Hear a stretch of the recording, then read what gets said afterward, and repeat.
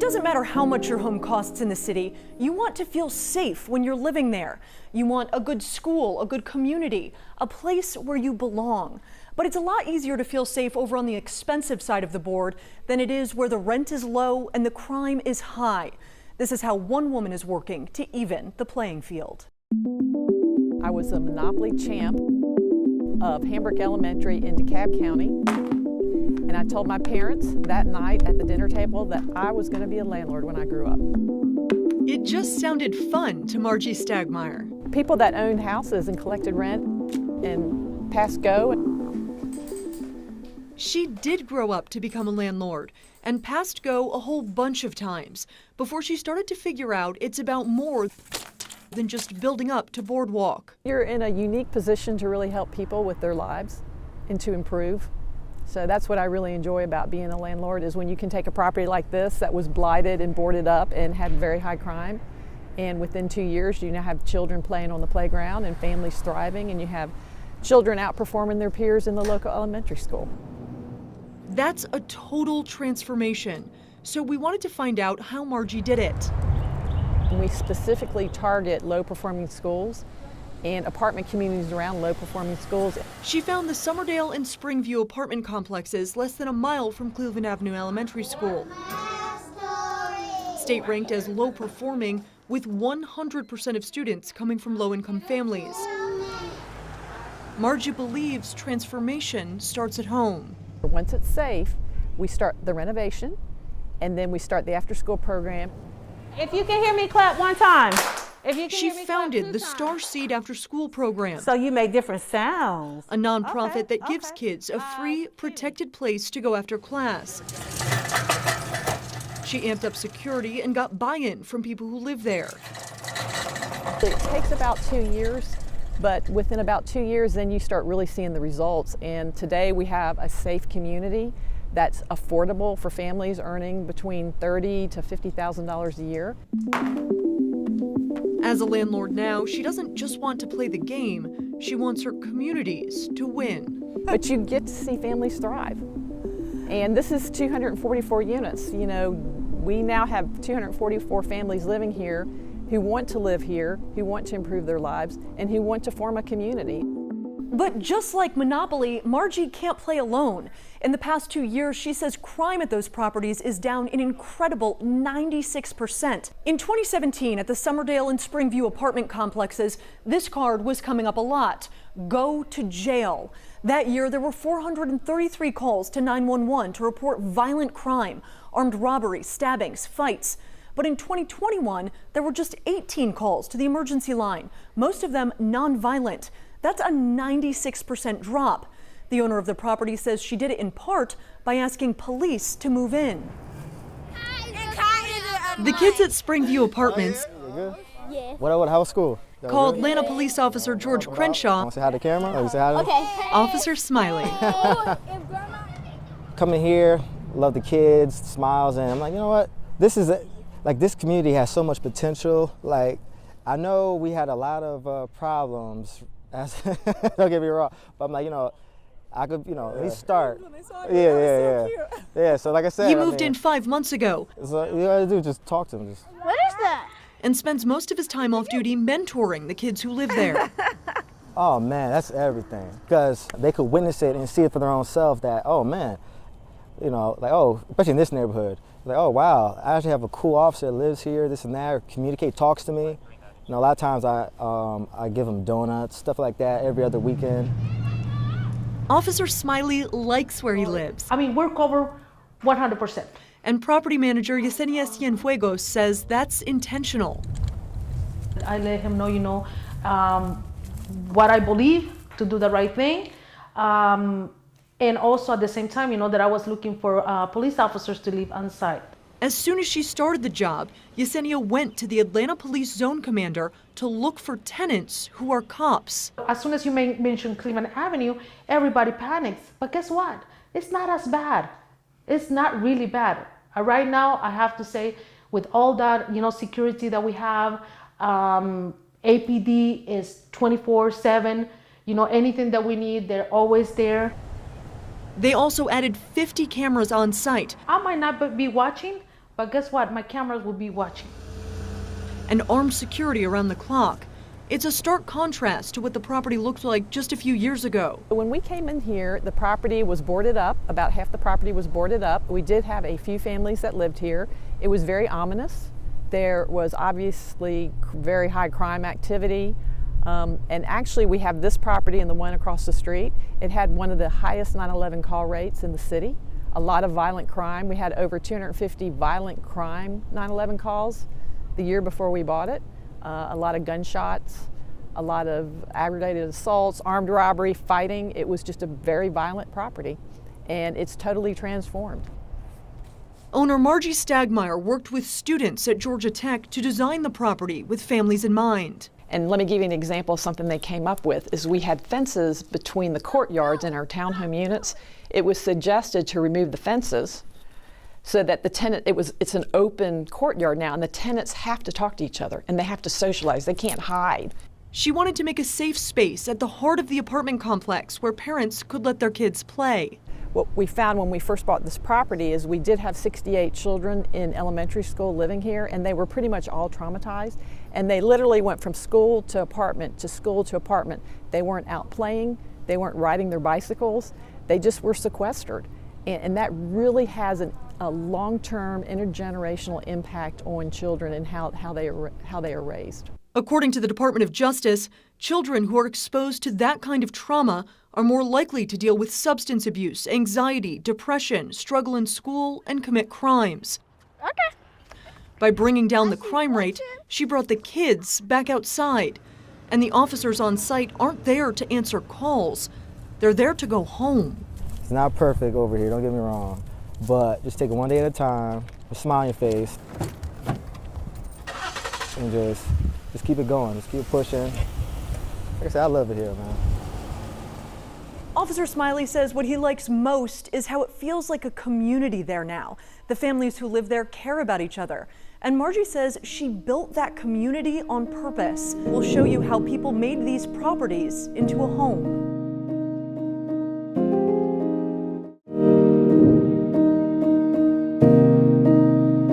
There aren't many kids featured in the game of Monopoly. Pay the hospital, pay the school tax, and it's not news that kids are expensive. But in this community, they want to focus on the value these children bring into their homes. This. 8-year-old Christian has a spot for his toys, his books, Don't worry, book. even his math homework in his room. I like times, division, and adding, but I hate subtraction. Subtraction might be the only thing he doesn't like doing in his own room in his family's home. And there's like so many space because in all the houses I've been to, there's no upstairs and downstairs. Has been the best experience that I've actually had in my life. So Their home means everything to his mom, Michelle, Right there. who says they never really had one before now. it's beautiful. It's a real home for my son, you know. And he doesn't have to be afraid to go to school or go here because he's friendly with everybody in the neighborhood. So that's another great thing about this place too. Having this space, this community, is a big deal, and it makes a big difference. Rent in Atlanta is up more than 27% in the past 2 years alone. That makes it even harder for single moms like Michelle. Women with children are the most likely to get trapped in generational poverty, especially moms of boys who won't be allowed in shelters after the age of 12 in Atlanta. That's where landlord Margie Stagmeyer saw the need for change. Not only do children not thrive when they do not feel safe, but it actually affects brain development. So in these high crime communities, we are actually raising the next generation of poverty because children usually are not at reading level because they're so traumatized. They have asthma or health issues because they're so traumatized. The high crime really has an impact on the children. Also the families, I mean, think about it. If you're a parent and your child is in a high crime area, you sequester your child. Margie bought this property in 2018 with plans to change that. We did have 68 children in elementary school living here, and they were pretty much all traumatized. And they literally went from school to apartment to school to apartment. They weren't out playing, they weren't riding their bicycles, they just were sequestered. And that really has a long-term intergenerational impact on children and how they are raised. Mm-hmm. So That's what life looked like for Diamond Palmer and her son a few years ago. Well, I was actually living in the B building when I first moved here. Everything else was vacant. She says before it turned over, it was rough. You know, it'd be times he want to go outside and it'd be a good day like this. But, you know, it'd just be like, no. If he do go outside, I have to take him to another playground. Margie wanted kids to be able to play on their own playground. She worked with students at Georgia Tech to redesign the layout of the buildings, so there's just one way in and one way out. Everyone can see who's coming and going. That's basically it. That protects the playground she built in the middle of the property. All right, I'm gonna come over here to table number 4. She also founded Star C, Whose job is it to pick up the plates? a nonprofit that provides free childcare for every family who lives here. So you make different sounds. It's more than just an after-school program. We'll go around to the elderly people homes and we'll offer to take out the trash. Let me see who's ready. Director Alicia Brown says it's teaching kids to invest in their community. Because if not, they're stuck in the house, they're on the computers, they're not, getting the fresh air and out running around playing the way kids, I feel, should do. And don't have to worry about, any type of violence going on. Diamond feels that transformation. Community got a little better as far as people out with the children. At first it was like gunshots here and there, but now it's, you can tell they up out of here. This is now a place they want to raise their family, a place they believe in. This is really like my first time making a home my home because, like I said, I've been through so much in my life, but it's been a great experience. Like it shows me that I can overcome anything and that anybody can actually if you overcome something, you could get things like this. Even if the neighborhood was bad at one point, it's not anymore, not to me. So what does that belief in community do? What can kids do when they don't feel scared going outside anymore? Margie wanted to find out. So we'll show you how she teamed up with the local elementary school to make a difference for kids where they live and where they learn.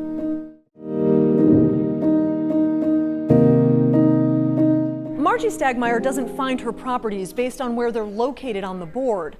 She finds them by identifying low-performing schools and then looking for blighted properties close by where she can make a difference in the lives of the kids who live there.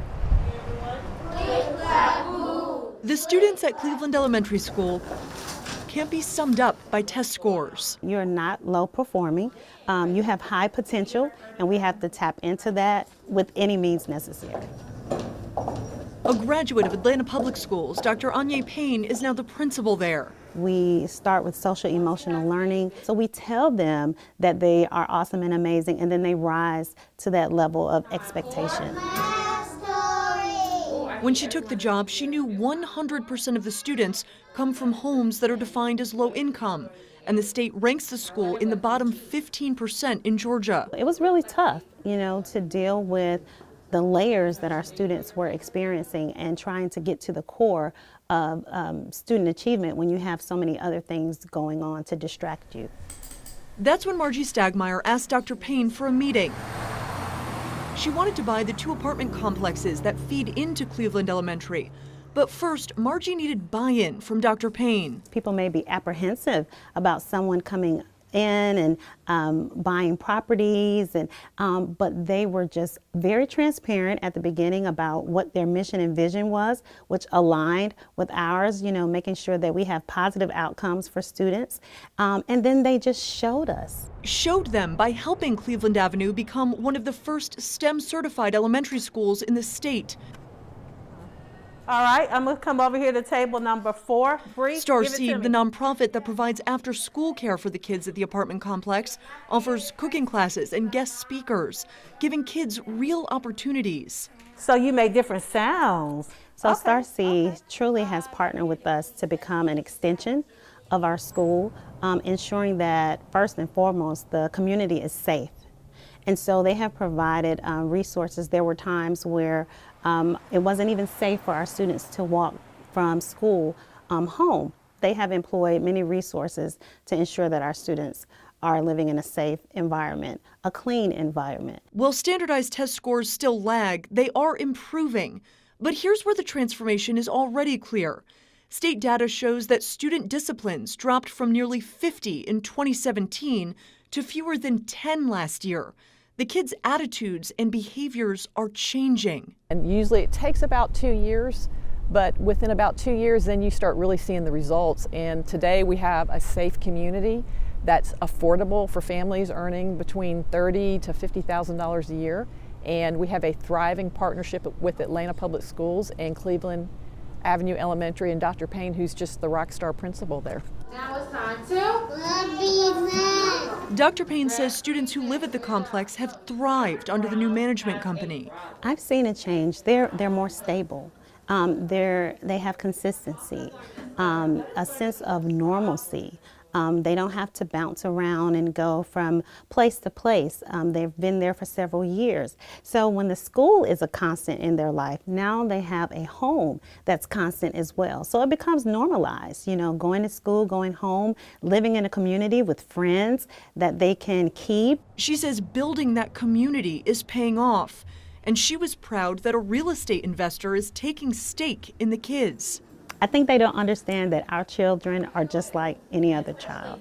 They have feelings, they love to learn, they're highly engaged, they have high potential.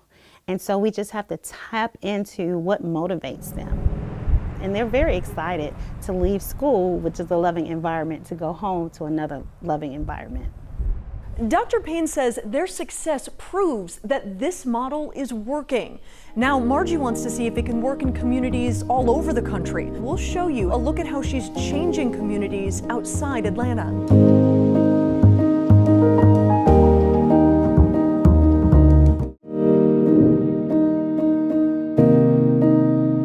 This is Margie Stagmeyer's life's work. She's trying to make the two sides of this monopoly board fair. But she says it doesn't happen quickly and it's not easy, but she's showing Atlanta how it can be done. It was so common sense. I mean, I just got it. I understand what it takes to win, how easy it was to collect $200 in pass go, and how to invest. Winning at Monopoly was easy for Margie Stagmeyer, but 9 years into building her own board, she knows the game is not fair. A lot of apartment communities around Atlanta and in the country, I say, are in a crisis of trust. They had to convince investors to commit $11 million to buy a blighted and crime-ridden apartment complex, knowing they could make more money elsewhere. For every percentage interest that we would have to give our investors, we have to raise our rent about $60 to $70. So think about it, if our investors said, well, we want a 10% return, well, we would have to raise our rents $500 a month in order to pay those returns to our investors. They keep the rent around $875 a month for their townhomes, meaning their investors get back a 2% profit. We got a lot of pushback when we first started. Despite the challenges, she still believes revitalizing neighborhoods and building safe communities should be like that Monopoly game. Common sense. I can see big picture and figure out how to basically align resources to achieve the big picture. She says she wants to teach other people how to get that same big picture into their own neighborhoods. Our goal here is simply to have other landlords embrace the model and bring that to their community. Others are just visiting, including an Alabama mayor looking to see how her plan works in action. This community is now full, and there's a wait list to get in. Oh, it makes me happy. But they should be. I mean, why shouldn't you be happy to be home? Why shouldn't you invest in your community? Why shouldn't you want to be in a community that's thriving? And to us, that's what's missing from a lot of these marginalized community is the heartbeat. She says her heart is at the center of everything she does. Oh, I'm going to heaven. That's my goal, is I want to get to heaven. I mean, because when you get down to it, you can't take all this with you. So, but you would like to leave some sort of small legacy behind. They just started a monthly breakfast to help teach landlords across America how to recreate this model in their own communities. Margie also wrote a book documenting her experiencing turning the 244-unit complex around. It's called Blighted, and it will be published in June.